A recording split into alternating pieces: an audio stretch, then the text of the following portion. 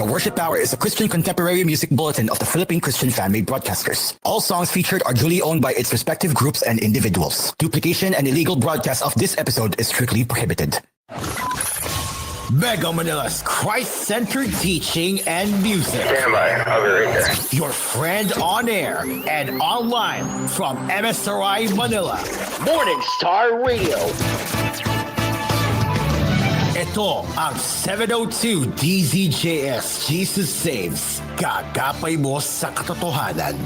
Miyembro ng Philippine Christian Fan-Made Broadcasters at kapisanan ng mga fan-made broadcasters ng Pilipinas. You're listening to koolFM. koolFM is a TVH Group of Networks radio station. Tondo's greatest hits are here.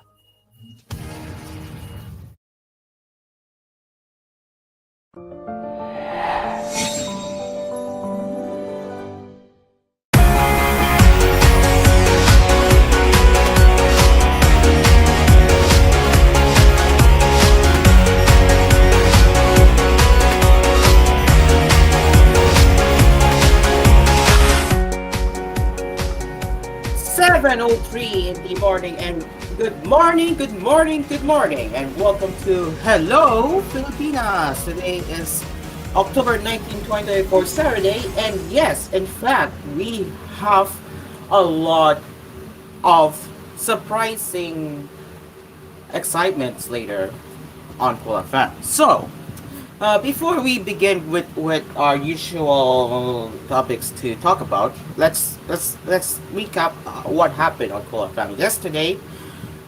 During Talk with Sam broadcast and my own special episode of Asphere's Cafe, I have heard that My TGON was cancelled at that time. Yes, you heard me right. My TGON was cancelled because originally Geometric wanted to take over DJ Sen's time slot, but he cannot sacrifice it at this time because again, I understand his circumstances because DJ Sen cannot sacrifice his show for my TGON because or else the broadcast will not push through. And I mean, I understand DJ Sen's concerned, and I know Geometric really wanted to do it, but he really can't. It's not easy. So that's why Geometric decided to hold up the supposedly yesterday's episode of my TGON into today's episode. And yes, it will be preempting Tambayan ni Chichit today. So yep, no, because as a result, Tambayan ni Chichit will be preempted, and that means, and as a result, that means we will be having a My TGON marathon later after koolNews at 6. So you might not want to miss that out because again, first anniversary of My TGON, ladies and gentlemen, and I mean, I wonder how long are they going to surprise us, right? So yeah, I just cannot wait until we'll see how that goes. But yeah, again, very exciting that the show has reached its first anniversary of MT, and I mean, from what I understand, they're going to have the rewind, not the rewind, but they're gonna have they're gonna take a look back at the first year of My TGON, which is when the show started on air, replacing the controversial show on koolFM. Yeah, you heard me right. Okay, so yes, again guys, again later tonight at 6:30 after koolNews at 6, there will be a My TGON marathon, two-part marathon. So 6:30 to 9 will be part 1. 9:30 to midnight will be the part 2 of My TGON. Again, to the technical team, please do understand that there is no talk with Sen. I repeat, I am a station manager. I have the right to fix the issues here because again, the technical team is very known to keep forgetting me. So I hope you understand this technical team because I will be here if you are caught not fixing the mistakes. I will do it myself here. So again, no talk with Sen tonight. He made it clear He made it clear already. There is no talk with Sen tonight because again, TG Sen has made it clear that there will be no talk with Sen tonight. I repeat, there is no talk with Sen tonight. So after koolNews prime time, the continuation of my Tulagan until midnight. And after my Tulagan, it will be the pay programming and then koolFM signs off. Alright, with that out of the way, let's get into the usual lifestyle happenings. Let's see what's new, what we can cover this week. Let's get started.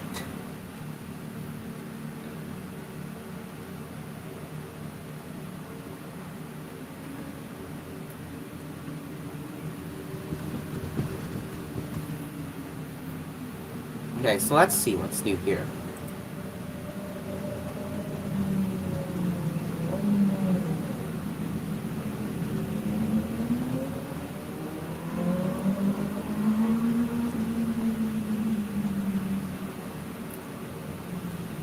Alright, we do have a dining guide for Bangkok, which we will get into that.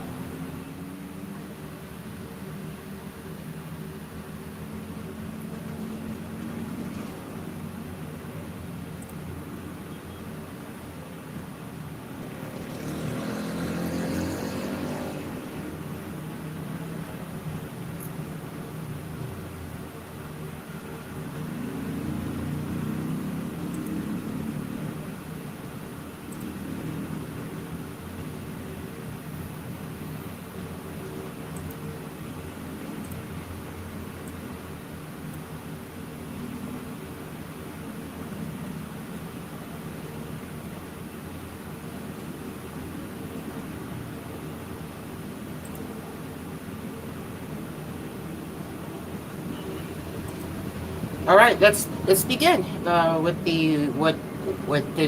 starting with the uh, Princess Mia and her Princess Diary. So here, this is the card.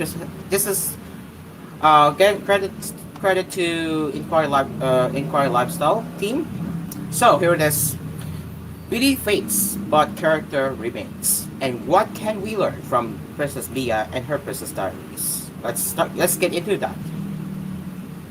The Princess Diaries movies may be 2 decades old, but they haven't lost their significance. From courage to self-worth, these are things we can take away from Princess Mia and her journey to Queendom. So, again, be warned, there will be spoilers for Princess Diaries 1 and 2. So again, just a heads up, if you don't want to hear it, you might want to click away from the live stream for now.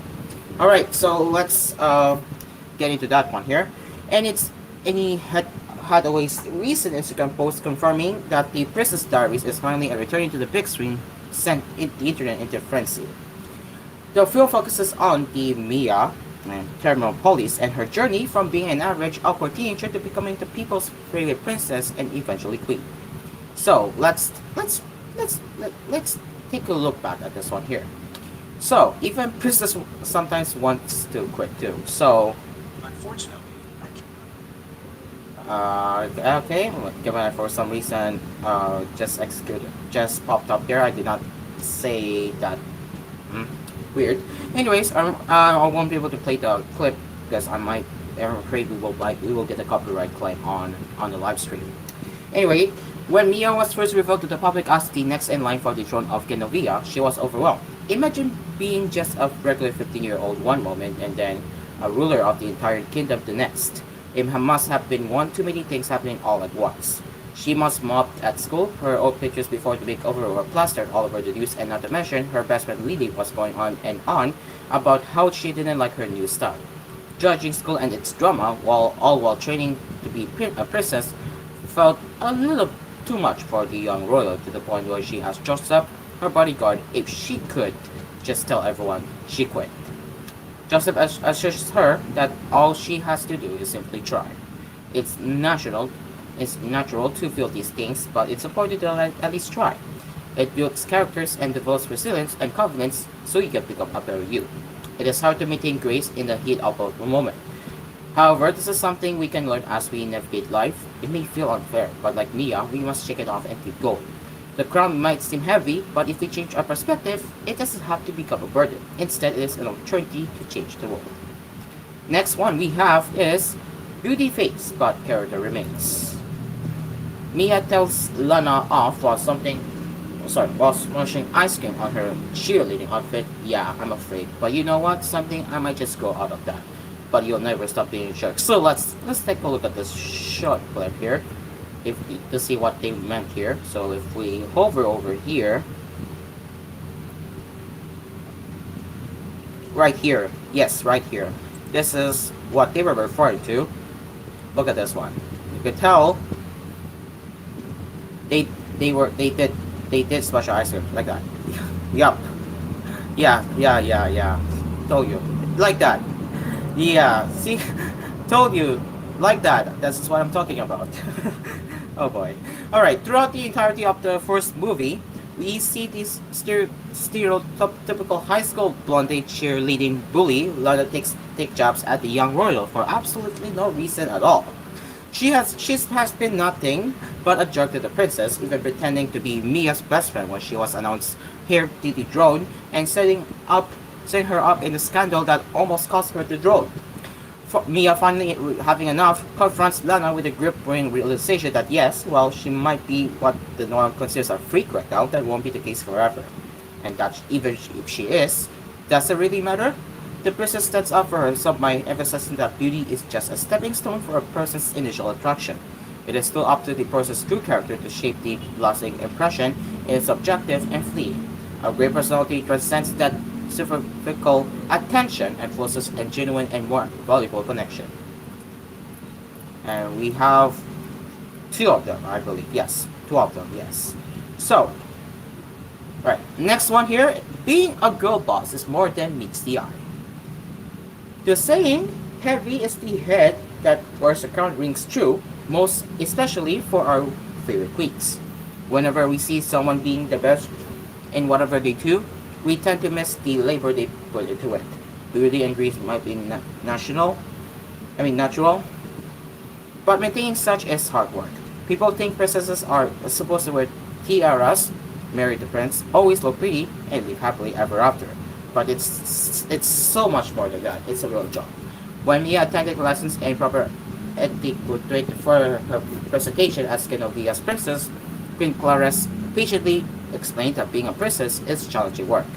Beyond the glitz and glamour of becoming a princess, there's more complex reality filled with challenges, sky-high expectations, limitations on personal freedom, and many more. It is easy to just focus on its fairy tale-like glamour, but the hard work behind it is no easy job. It is important to acknowledge that a lot of sacrifice is put into such hard work. Queen Clarence makes sure that Mia fully understands the position she is put in requires full accountability and responsibility. Recognizing the nuisance of hard work promotes a culture of appreciation and develops a positive environment for future generations, in this case, Mia and the future of Genovia. 4. We have 4. Be brave and take risk. When Mia was deciding whether or not she should accept the crown, a letter fell from the diary given by her late father. Courage is not the absence of fear, but rather the judgment that something else is more important than fear. For a while, before she read the letter, Mia was so sure she would leave and escape from all the pressure. It is only natural to want to run away from something you feel that you cannot handle, but just like what Mia's father said, the brave may not live forever, but the cautious do not live at all. There is no use being scared of the unknown. Living in fear will not only hamper your growth as a person, but also take away opportunities that could very well be a catalyst for a much-needed change. Motivated by the letter, Mia rushed to retract her previous statement and instead embraced the responsibilities that come along with her bearing the crown. And finally, embrace your most generous self. Mia is just another average, awkward teenager struggling with the same anxieties and dramas as other awkward teenage girls. Just in case I wasn't enough of a freak already, let's add a tiara. Being labeled a freak, embodying the label, and then suddenly having to wear a fancy coat doesn't change the fact that she is still the same old Mia. No matter what changed on the outside, regardless of all the makeovers and equity training, she is still the same synchronized swimming, yoga doing, horseback riding, wall climbing type goal. Regardless of whatever happens, you should never lose sight of your goal. You owe it to yourself to become the most genuine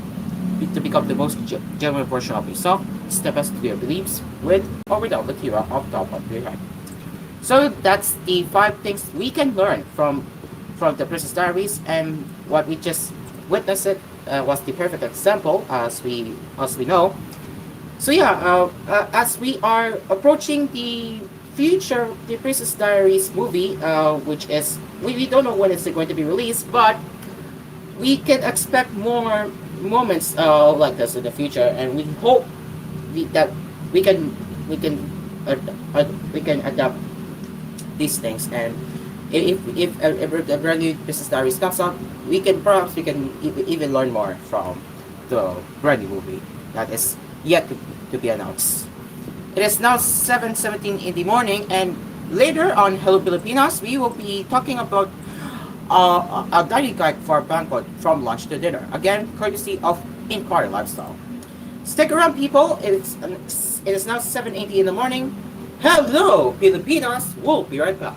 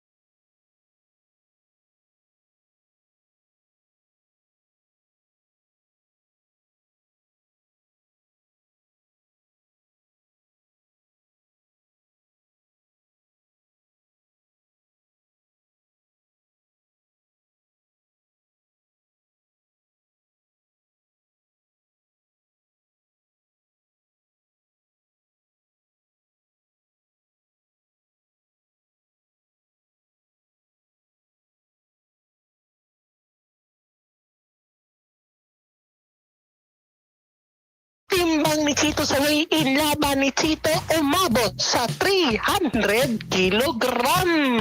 Makichismis. So, anong say mo? Tirik sa Mix Channel. Cheat. Next da. Isipin kahit kailan. At makigulo tuwing gabi kasama ang Hangout with Mamoy. Hangout with Mamoy. Lunes hanggang Miyerkules, 8 p.m. at 9:30 p.m. Ito po ang Hangout with Mamon. Dito lang sa nag-iisang himpilan, koolFM.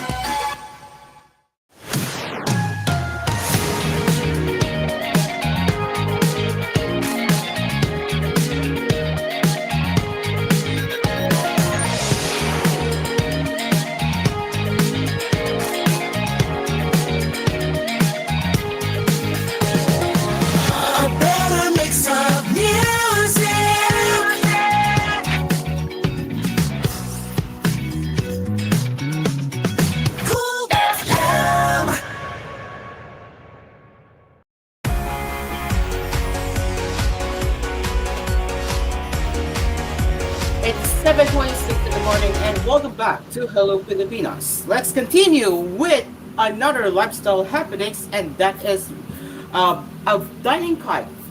That is a dining guide of Bangkok from lunch to dinner, courtesy of Inquired Lifestyle.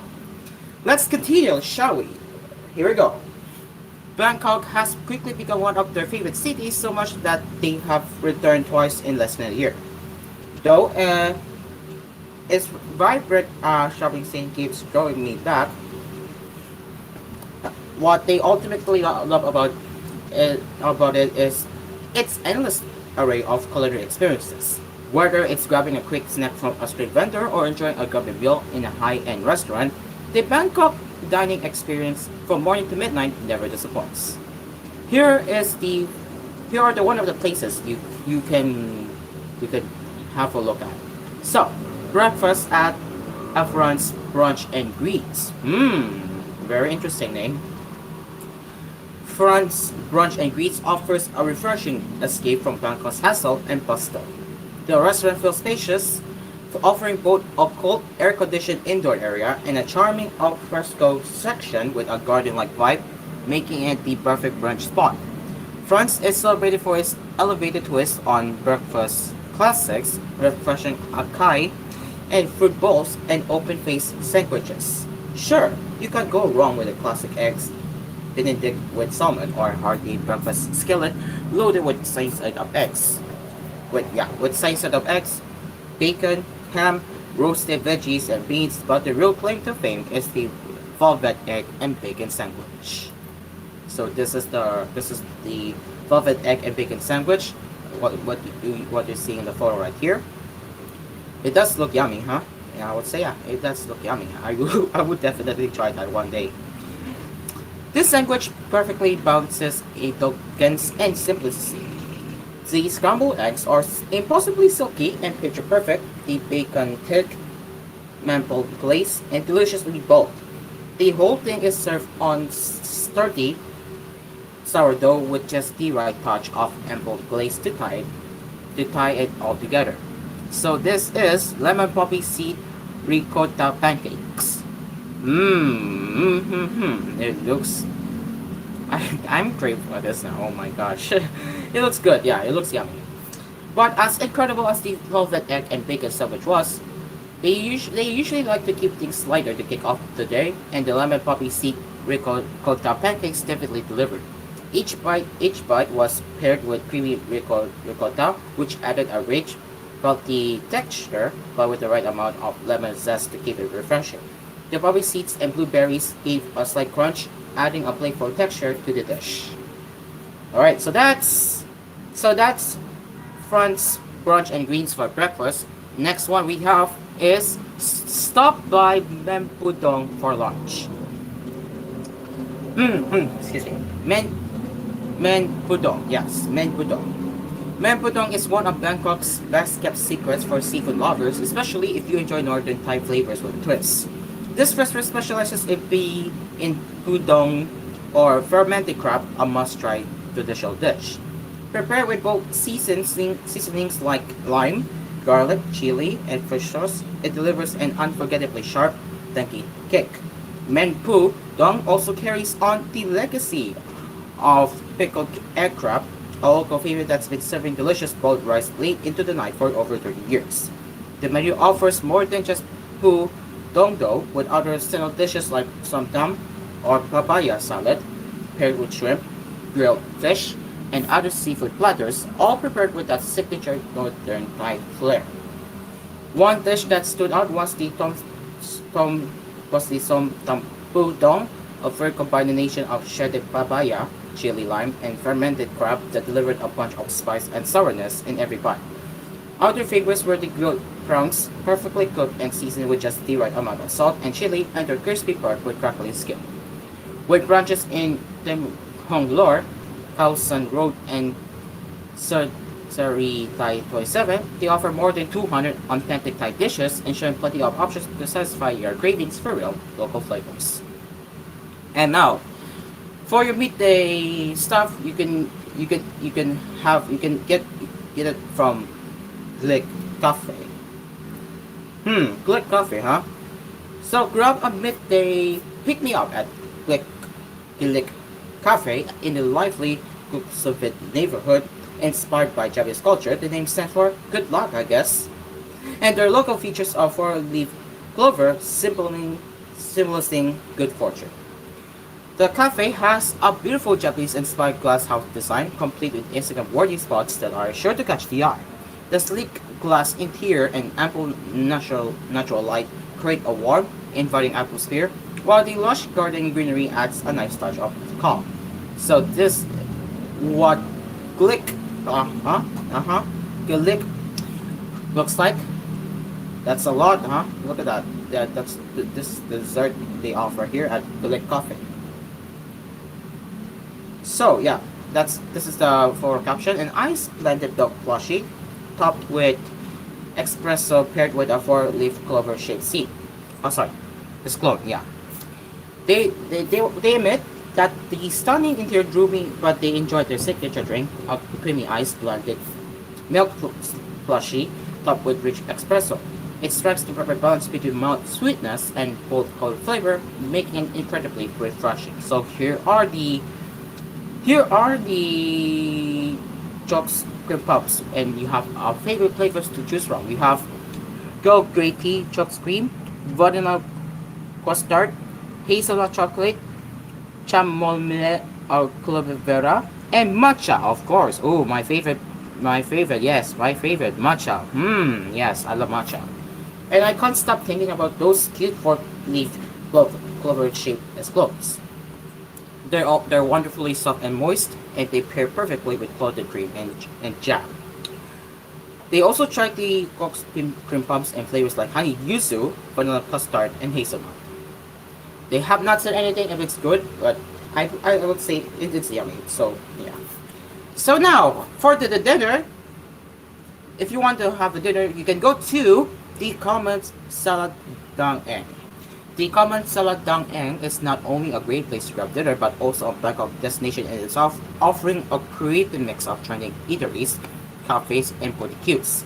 Located in the heart of the vibrant Salad Dang Eng area, it's a social hub that brings together food lovers, creatives, and urban explorers in a beautifully designed open space. So you have a lot to choose from. Look at that. Their offerings look yeah, very craving. Yeah, look at that. Looks good here.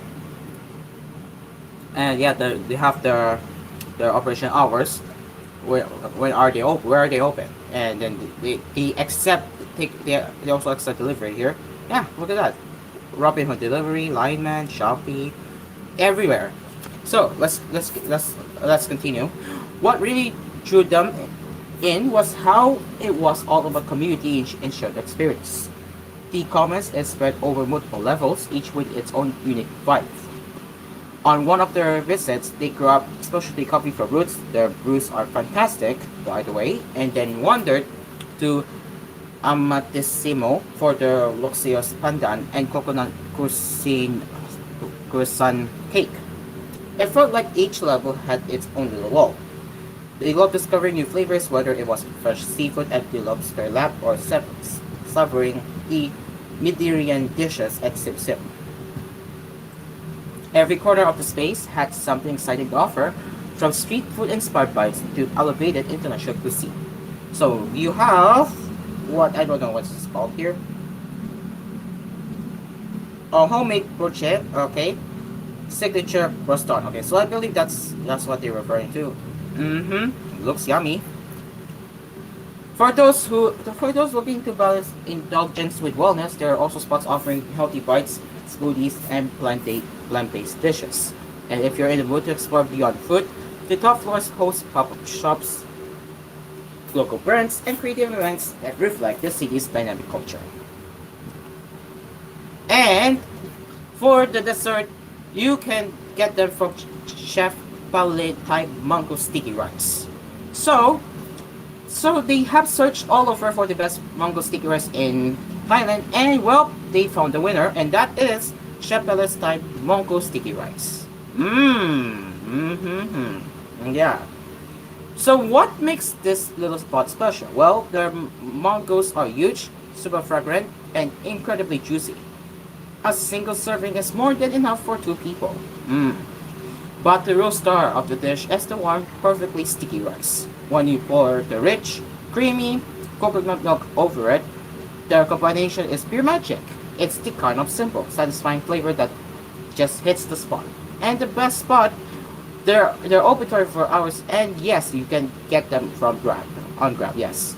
They find themselves ordering it every night, even before they're back at the hotel, just to make sure they're waiting for me after a long day of shopping. Yeah, look at that. It looks very good. Yeah, it looks very, very good. Alright, so these are the locations where you can, these are the locations, so these are the guide for the Bangkok food locations if you are interested. So yeah, again, we showed you all of the places that you can go to for breakfast, lunch, snack, and dinner. And yeah, very cool, very, very cool. All right, let's continue here. Yeah, let's continue. What else here we have here? Let's just check here. It's 7:27, by the way. We will get into the recap from yesterday's headlines later. But for now, we're going to look for one more here.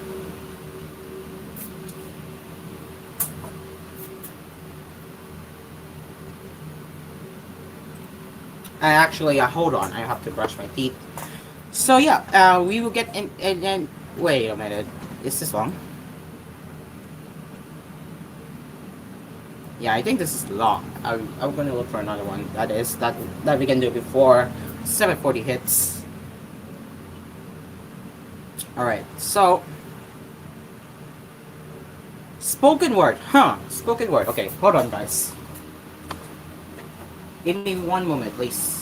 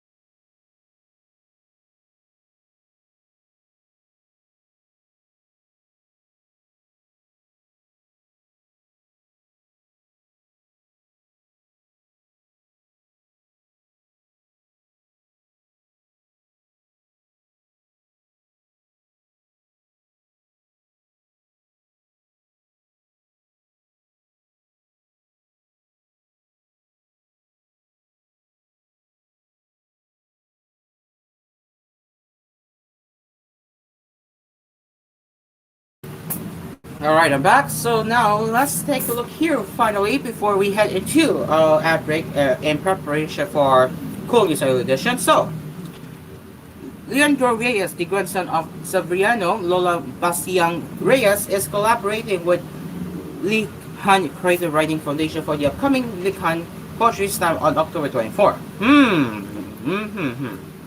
So, so here it is the spoken word, which I will increase the volume in just a bit.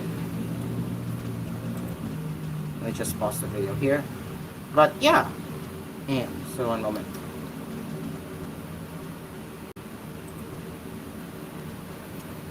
So yeah, I'll show you the spoken word here. Because I might not be able to do longer since we're running out of time. But here is the spoken word.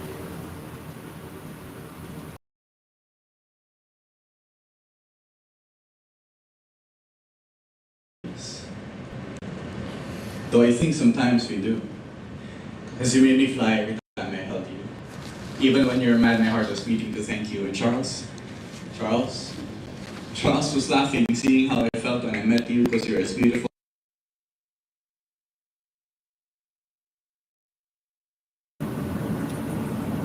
Okay, for whatever reason, we are experiencing some technical difficulties. But yeah, so that's a little bit behind the scenes of the spoken word from him. And what we have here? Oh yeah, the upcoming poetry slam that is taking place on October 24 at 7 p.m. at Linya headquarters, Magnitude Building, Lipis, yes. And same promotion here. But yeah, looking cool for the spoken word artists as we speak here. Okay, 7:41 in the morning, and now we will get ready for the koolNews early edition with a recap of yesterday's headlines and of course what's happening with the latest updates. So stick around, people. Hello, Pilipinas. We'll be right back.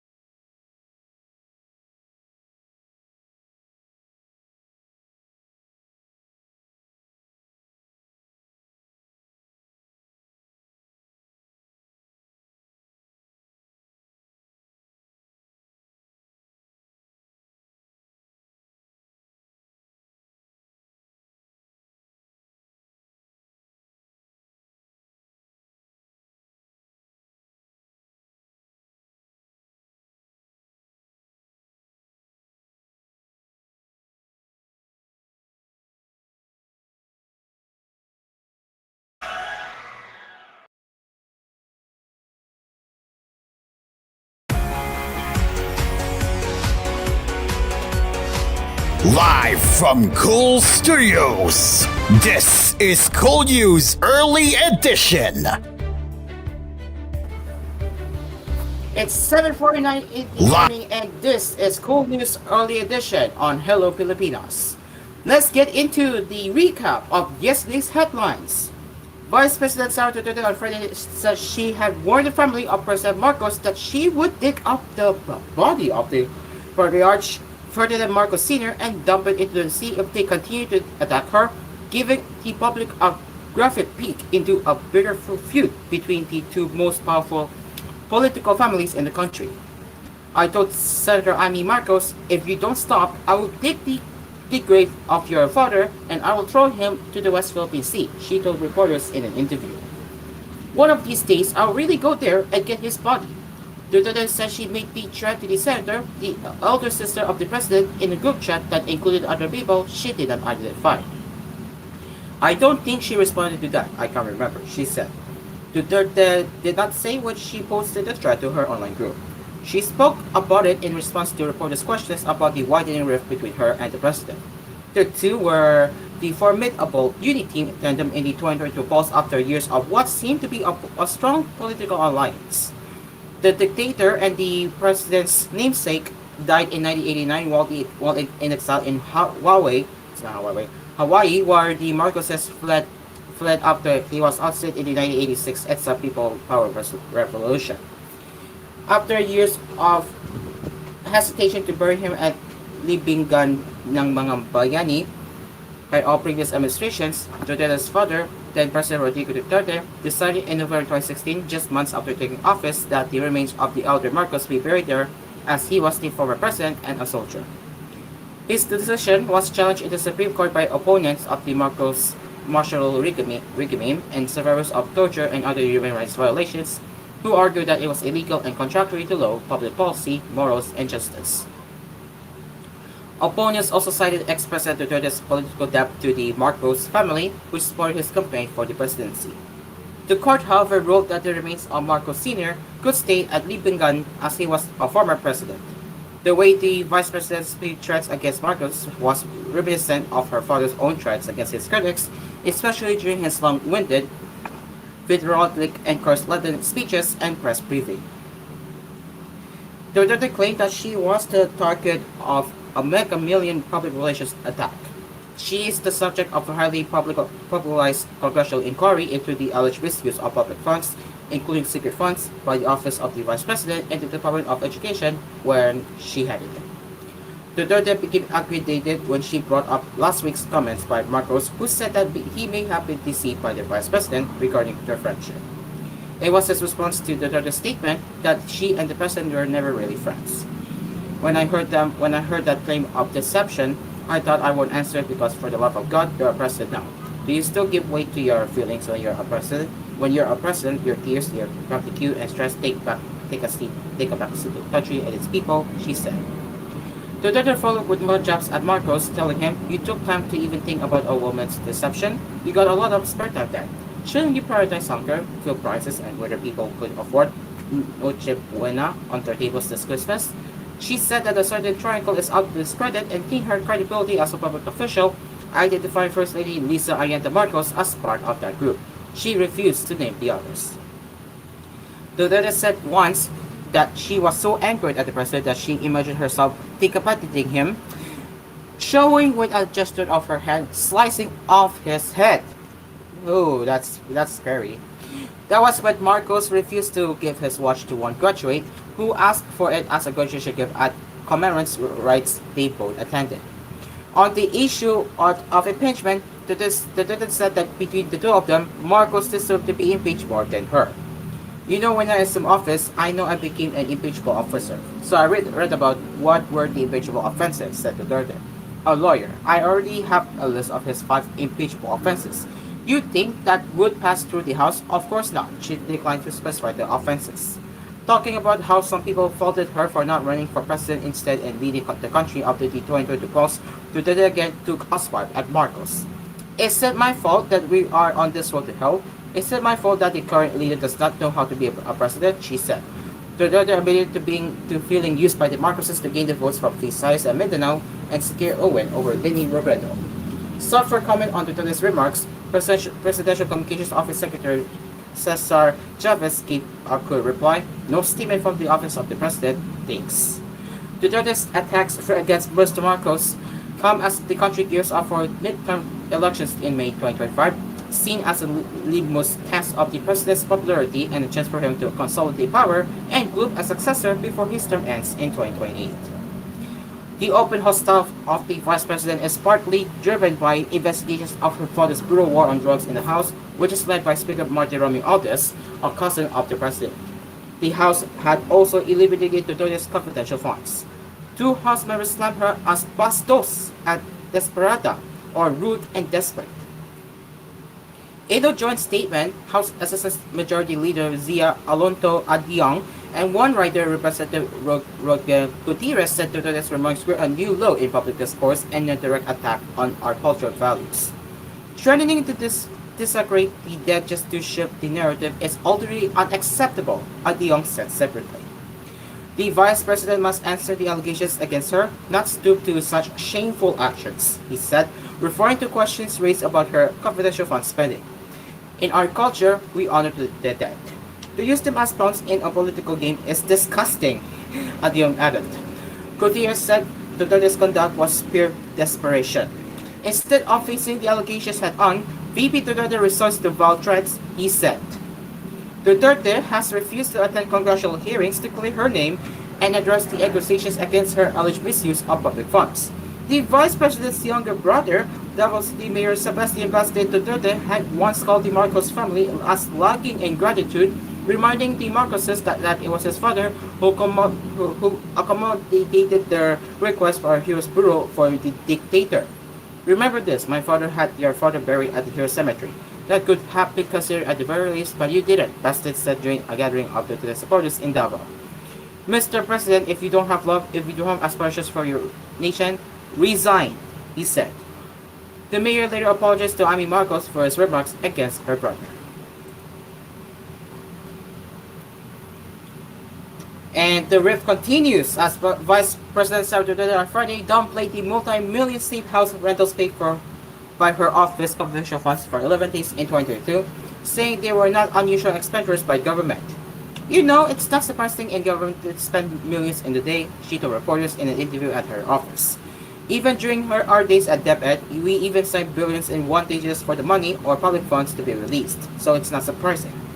This was her response to legislators who questioned the 16 million pesos the Office of the Vice President spent to rent 34 safe houses from December 21, 2022 to December 31st, 2022, as shown by acknowledged receipts submitted by the OVP to the Commission on Audit. But the 2-hour press briefing ended with more questions than answers as Duterte refused to respond to the red flags raised by lawmakers looking into the alleged misappropriation of public funds of the OVP and DepEd in 2022 and 2023 when she was still the education chief. They're already doing the auditing. That's why I don't answer them. Because they're the ones doing the audit. COA didn't even ask about those safe houses. All they asked for were documents for the expenditures. So we submitted those, Duterte said. The COA officials present in Thursday's hearing were asked why the statement auditor failed to question the OVP's disclosures and merely did ministerial work on the documents they received from Duterte's office. For Duterte, the ongoing inquiry by the House Committee on Good Government was just part of a demotion job to create grounds for her impeachment. The thing with the hearing yesterday, no matter what the process explanation was, they would just contradict them, she said. They just want an impeachment. They can't do that because they have no case for an impeachment. Duterte, however, declined to substantiate her allegations against the House Committee. This was the same reason raised by Senator OVP officials who refused to appear at the House hearing on Thursday, telling the panel in the position paper that it was unnecessary for the lower chamber to conduct an inquiry and that the process was therefore not needed. Duterte defended them, saying that some people are not used to the pressure and stress of coming out on national TV just to be shamed. We have not really discussed our next move yet, but I told them that I am with you every step of the way. If you decide to be detained at the House, I will go with you, she said. The officials called to appear at the committee hearing were OVP Chief of Staff and lawyer Zulica Lopez, Assistant Secretary and Assistant Chief of Staff Lemuel Artonio, Lawyer Rosalyn Sanchez, Director of OPP Administrative and Financial Service Office, OVP Special Dispersing Officer Gina Acosta, and former Special Dispersing Officer Edward Farjada. On DepEd's 15.54 million pesos in payments to informers from its confidential funds for military-related programs, Duterte explained that the amount did not go to the Youth Leader Summit, but for information on kids at risk of being exposed to the insurgency. It was used for the supporting information in areas where we got reports of children at risk. We didn't give any confidential funds to the AFP. We didn't give any confidential funds to YLS, she said. Duterte, however, refused to answer further questions from the media regarding DepEd's use of its secret funds. In separate statements, Senator Deputy Speaker and Pampanga Representative Aurelio Gonzalez Jr., Majority Leader Jose Manuel Dalipe of Zamboanga City, and Manila Representative Ronaldo Valeriano called on Duterte to stop evading the confidential fund issues. Public funds are at stake here. Stop diverting the issue and address the controversy directly, Gonzalez said. Don't just be evasive. The people deserve clear answers. You even used the military, yet they were denied what was to be done. This needs to be explained. For his part, Dalipe warned that desperation won't hide the facts. The public deserves transparency about how public money, military resources, and the education sector were handled.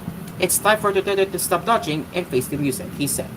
According to him, Duterte's resignation from the DepEd was the best decision she ever made. Valeriano shook off Duterte's claims of the constitutional crisis under the Marcos administration, reminding her that such a crisis will only happen if she tries to usurp the presidency. Do not be deceived by her mad random. Her role is getting smaller now because the truth about her grift and corruption is being laid out in the open for all the people to witness and is being meticulously documented so that the prosecutors and courts will have the evidence they need to decide her fate, Valeriano said. The rule of law will prevail against VP Sara, who has violated our country's laws. She does not have presidential immunity, he added. VP Sara is posturing and maybe getting ready to become president. Our retired Philippine Army General and 3 senior Army officers said they would not have issued certifications for the youth summits to DepEd. They had known that it would be used to justify the department's payments to informants. If we were made aware that the certification was going to be used to justify expenses that never passed through our office, we would not have issued it, said Colonel Manaros Borasing. It is not the policy of the Armed Forces of the Philippines to issue certifications for events or expenses that the military is not directly involved in, according to Borasing. The others from the Army who appeared at the hearing were the retired Major General Adonis Bajo, Lieutenant Colonel Carlos Sangdang Jr., and Colonel Magtangko Panopio. The four officers had supervised the YLS, part of the Army's insurgency program in various localities, supposedly to combat recruitment of students by communist rebels. DepEd participated that it was the Army that footed the bill. In 2023, DepEd asked these officers to issue certifications for a different purpose. The 4 officers also denied any knowledge that the certifications would be used to support DepEd's claim of using confidential funds for informative rewards. Batangas Representative Garfield Lustro noted that the certifications meant solely to confirm the military's participation in YLS were used without the AUP's knowledge to justify DepEd's payout. Lustro said that until the present, we're not even sure whether that money was indeed paid as a reward to informers.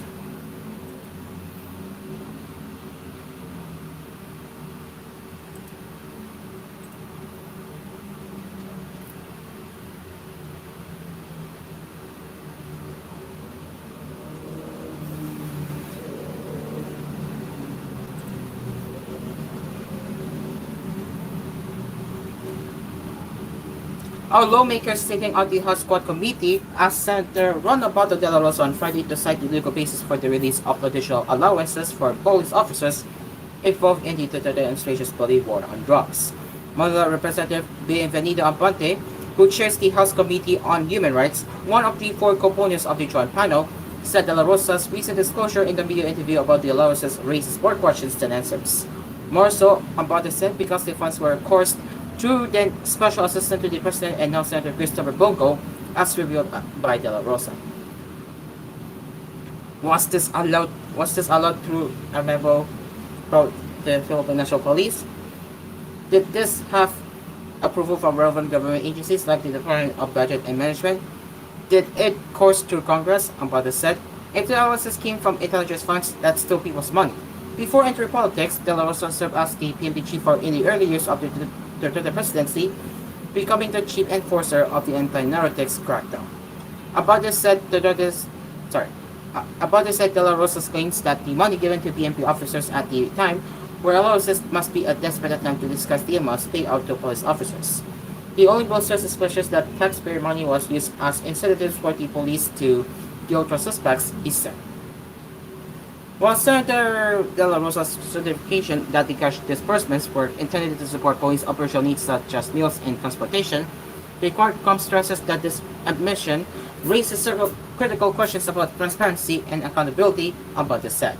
Assuming that these are allowances, then Senator Butler needs to answer these questions. Were there safeguards in place to ensure that these allowances were used for legitimate operational needs? How was the distribution of these funds monitored to prevent misuse or the incentivification of violence? Abate asked. De La Rosa spoke about the allowances last week to refute the testimony of former Philippine Charity Sweepstakes Officer Rowena Garma, who said she was tapped to help craft a reward system for the drug war when she was still an active police colonel. Garma said the system was supposed to be patterned after the Davao model, referring to the home city of former President Rodrigo Duterte, which he earlier governed as mayor for many years. According to Garma, the director to implement the system came straight from Duterte. She also said the cash rewards were funneled through the country's banking system and involved persons in Go's office when he was still Duterte's special assistant. Ambate said that the House Quad Committee would ask the Anti-Money Laundering Council to confirm Garma's testimony, including her mention of a certain Peter Barugo, who allegedly processed rewards through his accounts in Metro Bank, Banco de Oro, and Philippine Savings Bank.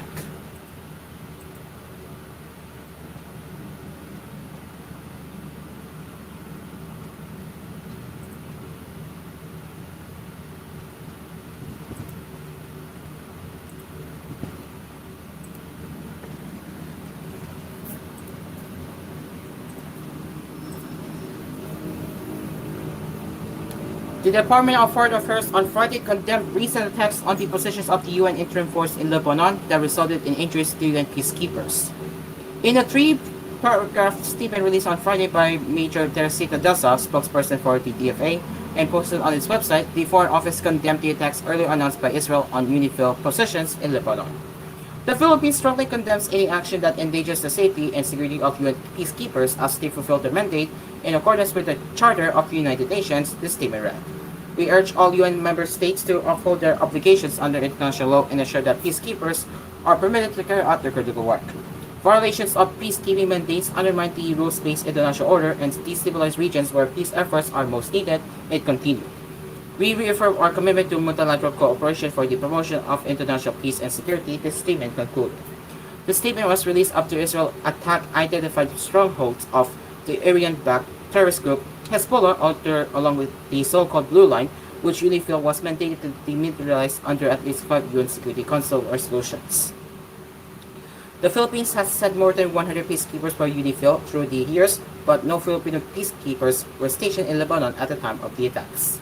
Since last week, Israel Prime Minister Benjamin Netanyahu complained that UNIFIL failed in its mandate to demilitarize southern Lebanon and even allowed the terrorist group Hezbollah to build tunnels from UNIFIL positions, which were used for missiles attacks on Israel. The Israel Defense Force have released videos showing that the tunnels contain weapons, rockets, missiles, and barracks that were used to attack Israel. The United Nations has now replied to the complaints. Earlier this week, Israel began attacks on key positions in Lebanon, notably in Ras Nabora and Lapone, where UNIFIL peacekeepers were hurt as IDF pursued Hezbollah terrorists.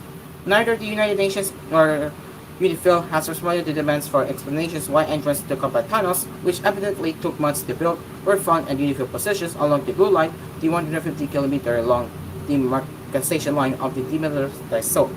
The terse DFA statement also did not say whether it questioned UNIFIL over the Hezbollah tunnels or whether the Philippines supported such acts of terror.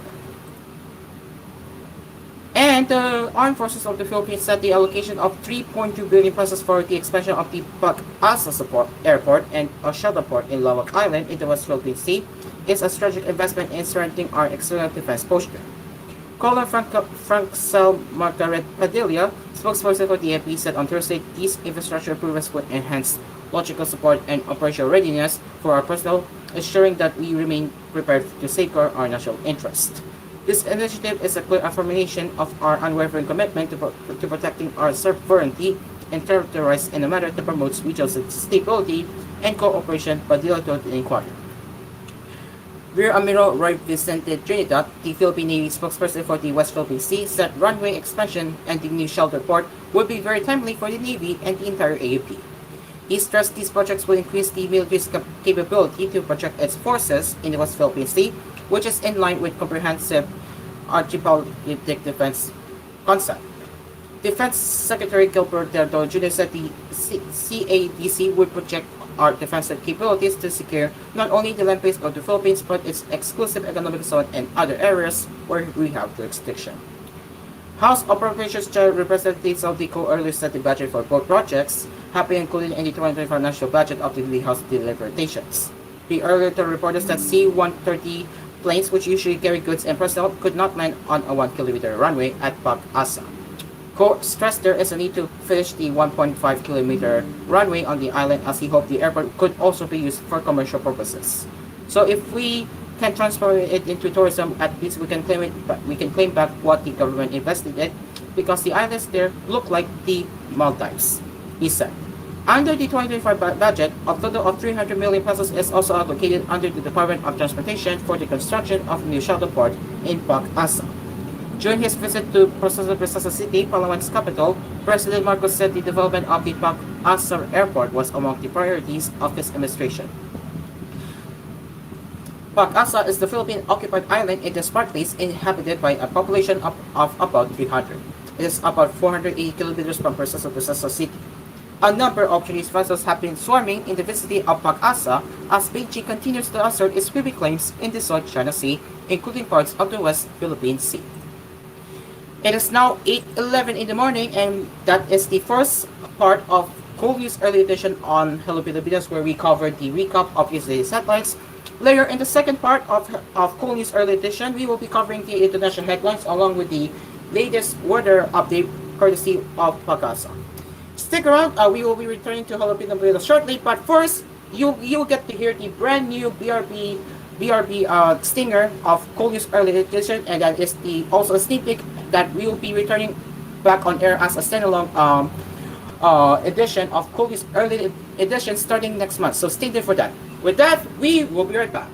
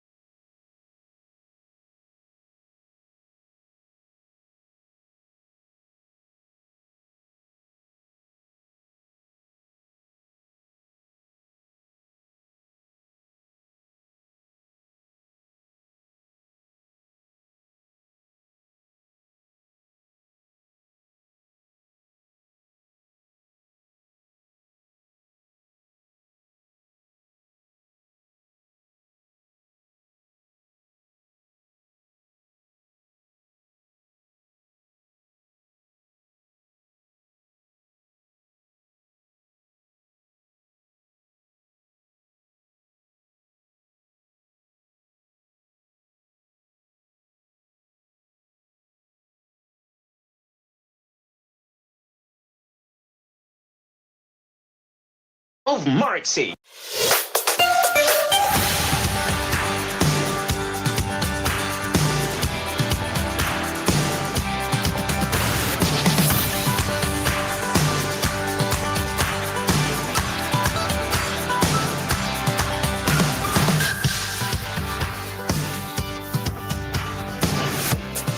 koolFM.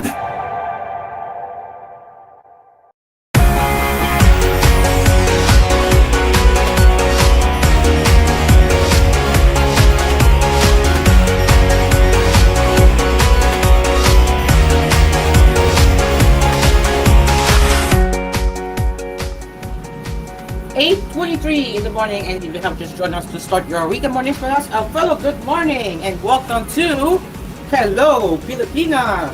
Again to the viewers who just joined us right here. Today is October 19, 2024, Saturday, and we will be here to cover the latest lifestyle and entertainment happenings right here on Hello Pilipinas, along with the news segment, which is koolNews Early Edition, later. Let's get started. Let's continue where we left off. Right, so let's see here.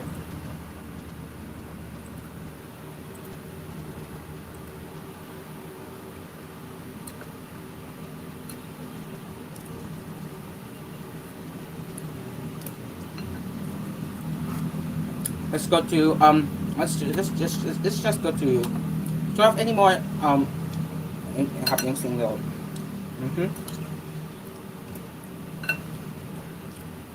Okay, so let's say here. Right, so let's take a look. So what did this year's Nobel Prize winners actually do? Well, that's a good question. We'll get into that right now.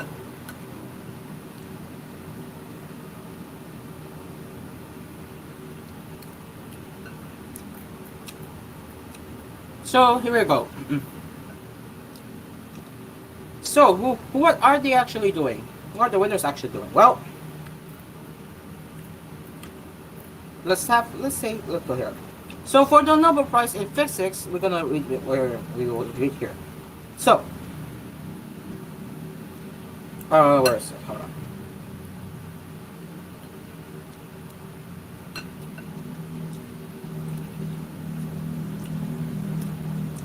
The pioneering methods and concepts developed by 24 physics laureates John Philp and Geoffrey Hinton have been instrumental in shaping the artificial neutral networks.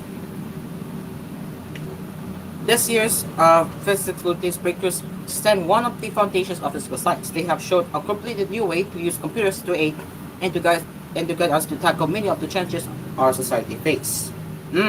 This is interesting one here. One moment.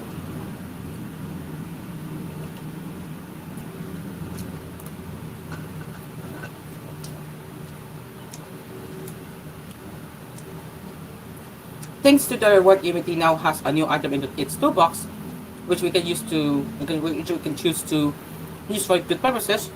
Machine learning, based on artificial neutral networks, is currently revolutionizing science, engineering, and daily life. The field is already on its way to enable breakthroughs through building a sustainable society, such as identifying new functional materials. How deep learning by artificial neutral networks will be used in the future depends on how we humans choose to use these incredibly potent tools already present in many aspects of our lives. So that's the 2024 Nobel Prize in Physics, and it has been awarded to John J. Hopfield and Geoffrey E. Hinton for foundational discoveries and inventions that enable machine learning with artificial neutral networks. So yeah, so here is more with the Hopfield network.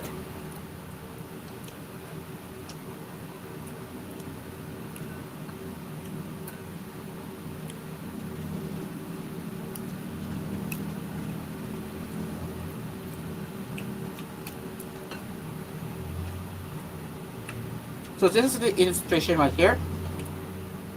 With fed and incomplete pattern, fragmented memory uses an artificial neutral network to find the Giorgio stored pattern. So this is how it works right here. So what you're seeing right here is the input pattern and the same pattern. So memories are stored in a landscape, right? So number one, when the train network is fed with a distorted or incomplete pattern, it can be likened to dropping a ball down a slope in this landscape. Two, the ball rolls until it reaches a place where it is surrounded by hills. In the same way, the network makes its way towards lower energy and finds the closest safe pattern. So this is the input pattern, and then this is the safe pattern right here. You can tell the difference, a big difference. So very cool. And next one for the Nobel Prize in Chemistry, well, here it is. We will be reading that one here. How many do I have here?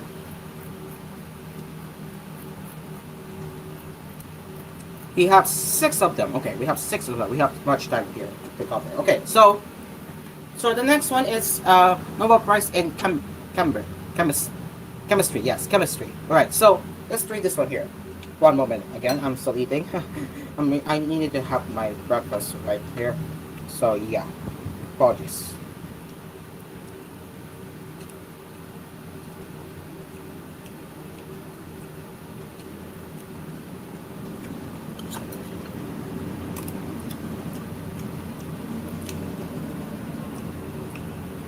This year's Nobel Prize laureates in chemistry have revealed protein secrets through computing and artificial intelligence. Chemists have long dreamed of fully understanding and mastering the chemical tools of life, proteins. This dream is now within reach. 24 chemistry laureates Demis Hassabis and John M. Jumper have successfully utilized artificial intelligence to predict the structure of almost all known proteins. This year's chemistry laureate David Baker has learned how to master life's building blocks and create entirely new proteins. The potential of the discoveries is enormous. Proteins' amazing versatility as chemical tools is reflected in the vast diversity of life. That we can now so easily visualize the structure of these small molecular machines is mind-boggling.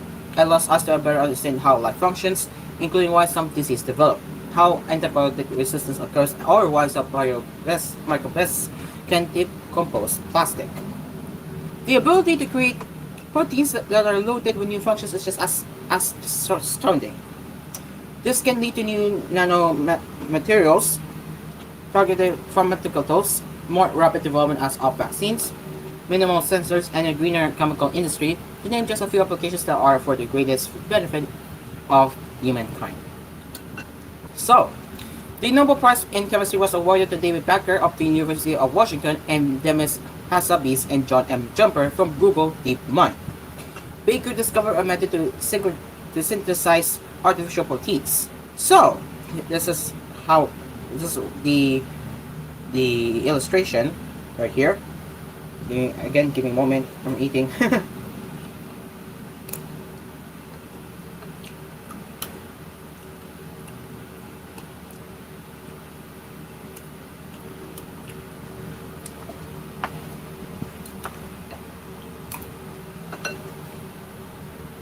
Okay, so here's the illustration. As you can see, this is the 2016. This is the one here in 2016. You have the new nanomaterials were up to 120 proteins exponentially linked together, and then in 2017, this is proteins that bind to an opioid called fentanyl, purple. These could be used to detect fentanyl in the environment. 2021 is nanoparticles, yellow, with proteins imitating influenza virus on the surface screen that can be used as a vaccine for influenza, successful in animal models. 2022, proteins that function as a type of molecular rotor. And 2024, geometrically shaped proteins that can change their shape due to external influence could be used for producing tiny sensors. Yep, that's courtesy of Teresa Kovalova, the Royal Swedish Academy of Science. Very cool. So yeah, Hassabis and Jumpers developed an AI model called AlphaFold 2, which analyzes amino 8 sequences to identify all 200 million proteins known to science. AlphaFold 2 can be used for a variety of purposes, from understanding antibiotic resistance to synthesizing enzymes that can decompose plastic. Next one, we have Nobel Prize in Physiology or Medicine. And they were awarded to Victor Ambros and Gary Bookgood for the discovery of viral RNA and its role in post-transcriptional gene regulation. Nice. So, yeah, this year's Nobel Prize in Physiology or Medicine was given to, I have already mentioned it, our chromosomes are like instruction manuals for the cells. But when every cell contains the same chromosomes, how are there different types of cells in the body, like blood, muscle, nerve, etc.? Well, we can show you the illustration right here. Again, I'm eating, so one moment. I'll demonstrate it in a bit.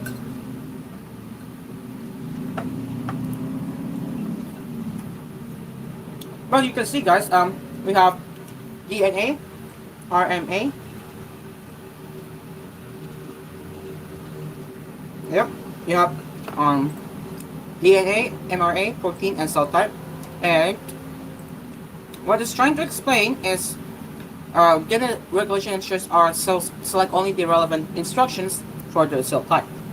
So, this is how it works. So, if my knowledge is correct, this is a kidney, right? You can see,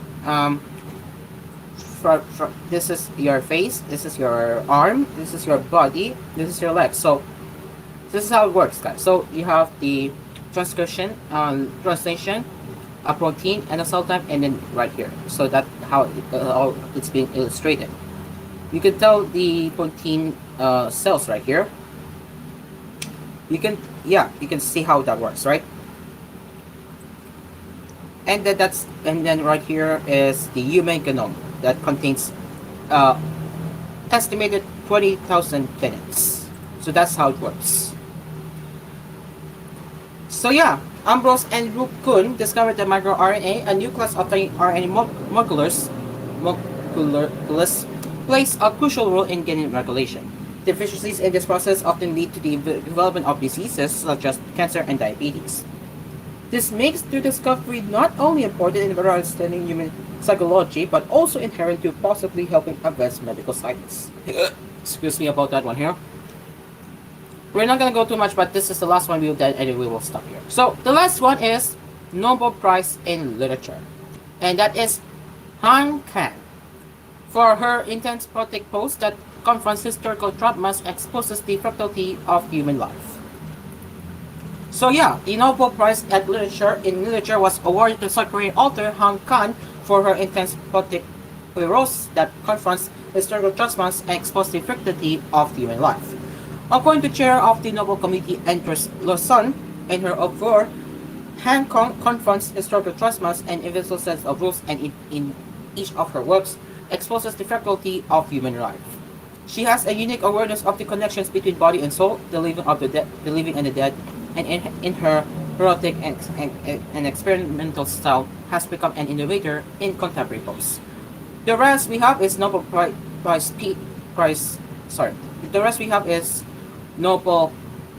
Peace Prize that goes to Nihon Ikankyo, and the Savages Hit Banks Prize in Economic Science in memory of Alfred Nobel. So that is it. Yeah, that is it. Okay, I'll get into the entertainment headlines in a bit. I just need to finish my quote here again. But yeah, what a great examples of how the Nobel Peace winners are doing. Again, salutes to them, guys. Salutes to them. Okay.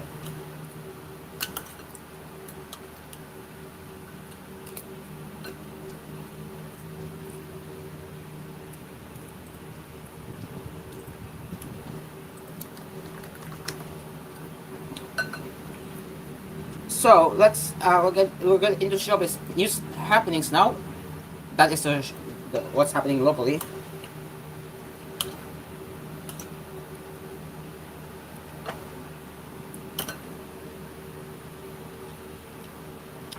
And this is the surprising one here. So, time for the quick showbiz. Rose of Blackpink has collaborated with American singer-songwriter Bruno Mars on her single for her upcoming solo album. Ooh, awesome! According to the Black Label, Rose released the single APT, Rose and Bruno Mars on Friday, October 18, ahead of the release of her first solo LP, Rose C, scheduled for December 6. So, the single is a duet that Rose took part in composing and writing the lyrics. Rose's upcoming solo LP will have 12 songs through which she will deliver a more honest and intimate narrative of her experiences.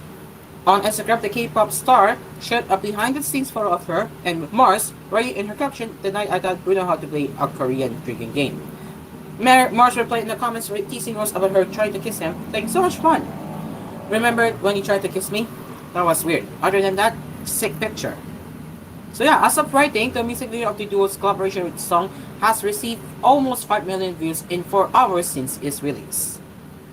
Alright, that's the quick showbiz. It is now 8:38 in the morning, and we will soon be getting back into the second part of koolNews Early Edition on Hello Pilipinas, where we will cover the international headlines along with the weather update courtesy of Macasa. So stick around, it's now 8:39. We will be right back, and we will return later with koolNews Early Edition on Hello Pilipinas.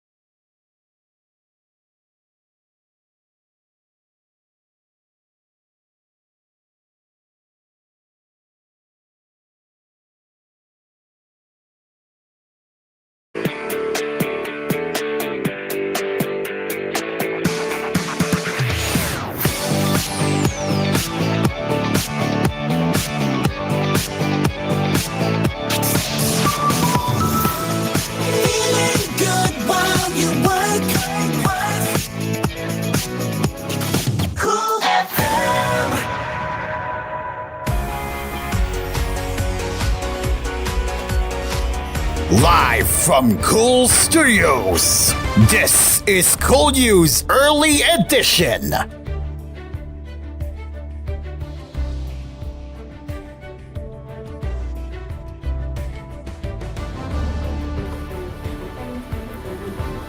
It's 8:47 in the morning and you are listening to the second part of koolNews Early Edition on Hello Pilipinas.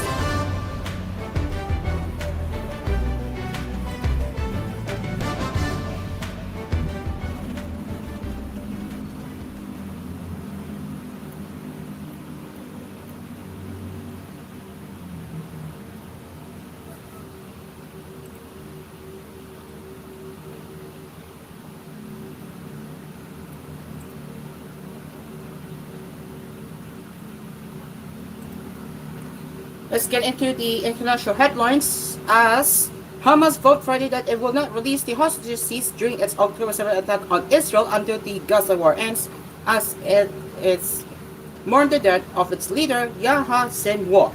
The killing of Sinwar, the mastermind of the deadliest attack in Israeli history, had raised hopes of a turning point in the war, including for families of the Israeli hostages and Gazans enduring a humanitarian crisis. But Qatar-based Hamas official Khalil al-Hayya, who mounted Sinwar in a video statement, reiterated the Palestinian group's position that no hostages would be released unless the aggression against our people in Gaza stops. Israeli forces plummeled Gaza with airstrikes on Friday, with rescuers recovering the body of 3 Palestinian children from the rubble of their home in the north of the territory, according to Gaza's Civil Defense Agency. We always thought that when this moment arrived, the war would end and our lives would return to normal, Gemma Abu Mendi, a 21-year-old Gaza resident, told AP. But unfortunately, the reality on the ground is quite the opposite. The war has not stopped, and the killings continue unabated. Sinwar was Israel's most wanted man, and his death, announced by the Israeli military on Thursday, deals a major blow to the already weakened group. Israel Prime Minister Benjamin Netanyahu called Sinwar's killing an important landmark in the decline of the evil rule of Hamas. While it did not spell the end of the war, it was the beginning of the end, he added. Some hailed the news of Sinwar's death as a sign of better things to come. The US President Joe Biden, whose government is Israel's top arms provider, said Sinwar's death was an opportunity to seek a path to better peace, a better future in Gaza without Hamas.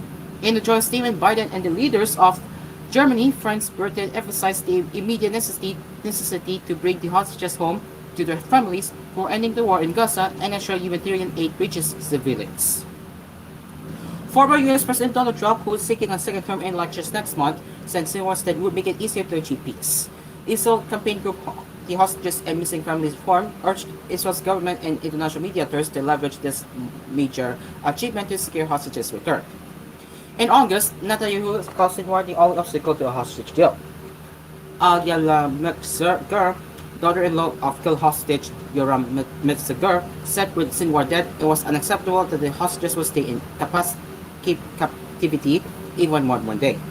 But she added, "We are afraid that Netanyahu does not intend on stopping the war, nor does he intend to bring the hostages back." An Israeli autopsy found that Sinwar was initially wounded in the arm by shrapnel, but killed by a gunshot to the head, the New York Times reported. The Times said it was unclear who fired the shot or when, and what weapon was used. Turkey, whose President Recep Tayyip Erdogan was close with Hamas political chief Ismail Haniyeh, who was killed in Tehran in July, offered its condolences after Sinwar's death. Turkey's Foreign Minister Hakan Fidan, meeting with Hamas officials in Istanbul, also discussed recent negotiations for a ceasefire allowing the exchanges of hostages and prisoners, his military said.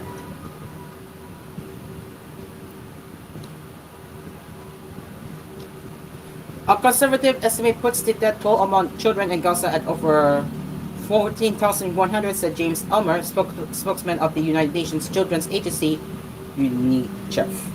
For the 41 million children in the besieged territory, Gaza is the real-world embodiment of hell on earth, elders said. Criticism has been mounting over the civilian toll and lack of food and aid reaching Gaza, where the UN has warned of famine. Israel is also fighting a war with Hamas ally Hezbollah in Lebanon. The two sides had exchanged rocket fires since the October 7 attack, with Israel sending ground troops across the Lebanese border last month. On Friday, the Israeli military said it had destroyed Hezbollah's regional command center with an airstrike. Hezbollah said it fired a salvo of rockets at the Israeli city of Haifa and areas to its north. The group later said it launched a swarm of explosive-laden drones at the air missile defense base east of the central Israeli city of Hadera. The UN peacekeeping force in Lebanon warned that the escalating war is causing widespread destruction of towns and villages in the country's south. Since late September, the war has left at least 1,418 people dead in Lebanon, according to the AFP tally of Lebanese health ministry figures, though the real toll is likely higher. The war has also drawn in other Iran-aligned armed groups, including in Yemen, EU, and Syria. The Israeli military on Friday said it had intercepted an Iran target approaching from Syria, which a war monitor said was a drone launched by an Iran-backed group. Iran conducted a missile strike on Israel on October 1st, for which Israel has vowed the retaliate. Iran, Hezbollah, Afghanistan's Taliban government, and Yemen's Houthi rebels all mounted that of Sinwar, showing continued support for their Palestinian ally, Hamas. That is all for the international headlines, and now, to conclude the koolNews early edition, here is the weather update, courtesy of Pagasa.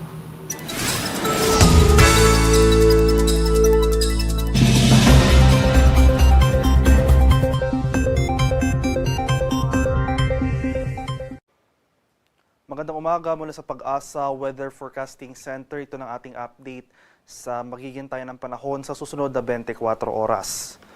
Makikita natin dito sa ating latest satellite images itong mga makakapal na kaulapan na patuloy nakakaapekto dito sa bahagi ng Mindanao ay ang patuloy na ring epekto nitong Intertropical Convergence Zone o ITCZ. Ito yung salubungan ng hangin mula sa Northern at Southern Hemisphere. Dahil sa ITCZ, asahan natin ang mataas na tsansa ng pag-ulan ngayong araw dito sa southern at western portions ng Mindanao, pati na rin dito sa bahagi ng Palawan. Sa Metro Manila at sa nalalabing bahagi ng ating bansa, makakaranas tayo ng maaliwalas sa panahon. Sasamahan lamang yan ng mga isolated rain showers or localized thunderstorms, especially dito sa eastern section ng Luzon, dahil yan sa pag-iral ng easterlies o yung hangin na nanggagaling sa Karagatang Pasipiko. At patuloy nga nating minomonitor itong low pressure area sa labas ng ating Philippine Area of Responsibility. Latest location natin kanina alas 3 ng umaga ay sa layong 1,455 kilometers silangan ng southeastern Luzon. Medium chance yung senaryo natin nakikita para sa low pressure area na ito. Ibig sabihin nito, posible itong maging isang ganap na bagyo within the next 24 to 48 hours. Pero hindi naman natin ito inaasahan or low chance of tropical cyclone development within the next 24 hours. At para naman sa kalagayan ng ating panahon ngayong araw dito sa Luzon, malaking bahagi ng Luzon, including Metro Manila, magpapatuloy itong maaliwalas sa panahon. Pero itong easterlies, yung hangin na nagagaling sa Karagatang Pasipiko, posibleng magdulot ng mga isolated thunderstorms dito sa eastern section ng ating bansa, particular na sa areas ng Cagayan Valley, sa bahagi ng Isabela, Quezon at ilang bahagi ng Bicol Region.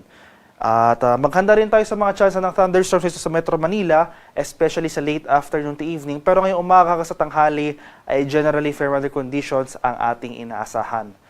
Agwat ang temperatura para sa lawag ngayong araw, posibleng umabot ng 32 degrees Celsius. 32 degrees naman sa bahagi ng Tuguegarao at 24 degrees Celsius sa Baguio City. Maximum temperature forecast para sa Metro Manila ngayong araw, posibleng umabot ng 32 degrees Celsius. 33 degrees naman sa bahagi ng Legazpi at 31 degrees Celsius sa area ng Tagaytay. Sa bahagi naman ng Palawan, Visayas at sa Mindanao, itong southern at western sections nga ng Mindanao, pati na rin dito sa Palawan, particular dito sa areas ng Zamboanga Peninsula, Barm, Soxargen at Davao Occidental. Asahan natin mataas sa chance ng mga kalat-kalat na thunderstorms ngayong araw. Dulot pa rin yan ng Intertropical Convergence Zone o ITCZ. Kaya patuloy tayong maging handa at alerto sa mga banta ng pagbaha at pagguho ng lupa, lalong-lalo na kung tuloy-tuloy ang pag-ulan na ating mararanasan. Para sa Visayas at sa rest of Mindanao, makakaranas rin tayo ng generally fair weather conditions throughout the day. Maganda pa rin tayo sa mga chance ng localized thunderstorms, especially sa hapon hanggang sa gabi. Maximum temperature forecast para sa Kalayaan Islands ngayong araw, posibleng umabot ng 32 degrees Celsius. 32 degrees naman dito sa bahagi ng Puerto Princesa at 32 degrees Celsius sa areas ng Iloilo, Cebu at Tacloban. Maximum temperature forecast para sa Cagayan de Oro ngayong araw, posibleng umabot ng 32 degrees Celsius. 33 degrees naman sa bahagi ng Davao at 32 degrees Celsius sa area ng Zamboanga. At sa kalagayan nating karagatan sa kasalukuyan, walang nakataas na gale warning sa anumang baybay na ating kapuluan at banayad hanggang sa tamtamang pag-alon na ating inaasahan sa malaking bahagi ng ating bansa. Gayunpaman, posible pa rin yung mga thunderstorms o yung mga offshore thunderstorms. Kaya asahan natin itong paglakas ng hangin kung meron tayong offshore thunderstorms at kaakibat dito ang bagyang pagtaas ng ating mga alon. Kaya iba yung pag-ingat pa rin sa ating mga kababayan na maglalayag. At para naman sa ating 3-day weather outlook sa malaking bahagi ng ating bansa, at ito nga low pressure area na ating minomonitor sa labas ng PAR, ay naasahan natin na posible itong pumasok ng ating area of responsibility within the day.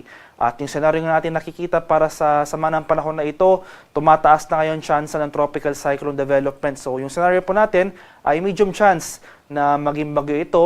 Inaasahan natin na posible nga itong maging bagyo within the next 24 to 48 hours at yung time period na ito possibly by late Sunday to early next week. So gayon pa man sa ngayon, malayo pa ito sa ating bansa, pero sa mga susunod na araw, inaasahan natin dahil sa bahagyang paglapit nito sa ating kalupaan, posible itong magdulot ng mga pag-ulan sa ilang areas ng Luzon, particular na sa bahagi ng Cagayan Valley, Aurora, malaking bahagi ng Southern Luzon at ng Visayas. Dito naman sa area ng Palawan at Mindanao, dahil naman sa ITCZ or Intertropical Convergence Zone, magpapatuloy itong mataas sa chance ng mga kaulapan at thunderstorms sa mga nabanggit na lugar. Kaya malaking bahagi ng ating bansa sa mga susunod na araw, inaasahan natin ang mga pag-ulan na dulot ng ITCZ at itong posibleng bagyo na ating binabantayan. Kaya ugaliing umantabay sa mga future updates sa pinapalabas ng Pag-asa ukol sa ating ulat panahon, pati na rin dito sa ating low pressure area na may monitor sa labas ng ating Philippine Area of Responsibility.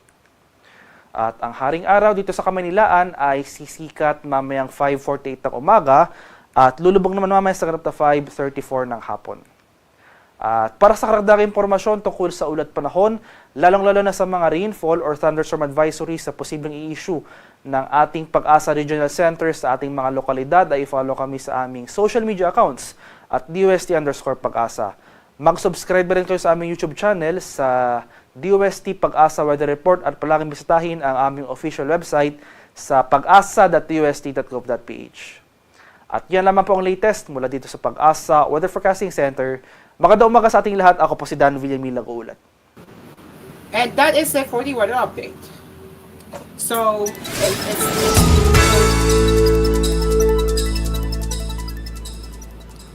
And that is it for the koolNews early edition on Hello Pilipinas. We will return with more news headlines later with koolNews at noon. Till then, I'm Cairo. Now let's return to Hello Pilipinas to conclude Hello Pilipinas.